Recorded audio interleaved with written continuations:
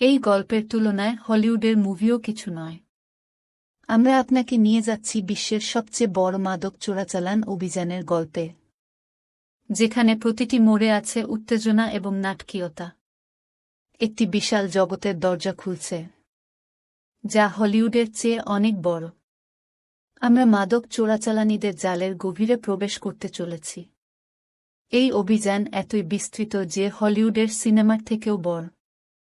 প্রস্তুত হন, কারণ আমরা আপনাকে নিয়ে যাব এমন এক জগতে যা বাস্তবের চেয়ে অবিশ্বাস্য। এর পেছনে লুকিয়ে আছে এমন কিছু সত্য যা ভাবনারও বাইরে।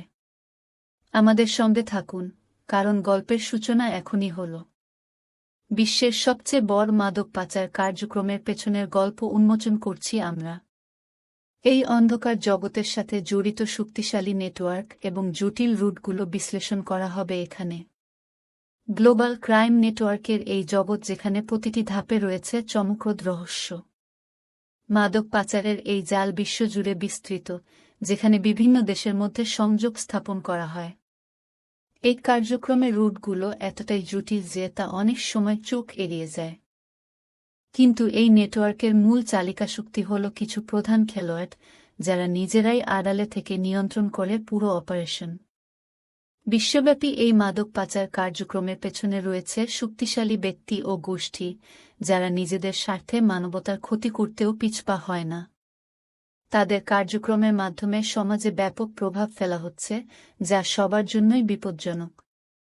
এখন আমরা আপনাদের নিয়ে যাব সেই জগতে যেখানে অপারেশনগুলি কিভাবে পরিচালিত হয় তা জানার সুযোগ পাবেন।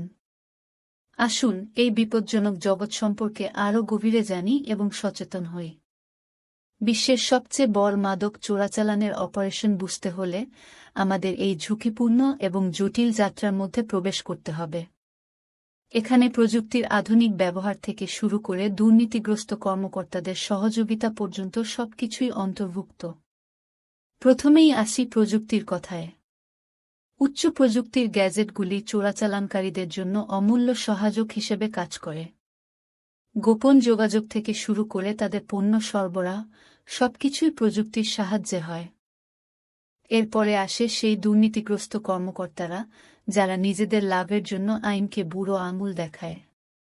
চোরাচালানকারীরা তাদের সাহায্যে নিরাপদে তাদের অপারেশন পরিচালনা করে।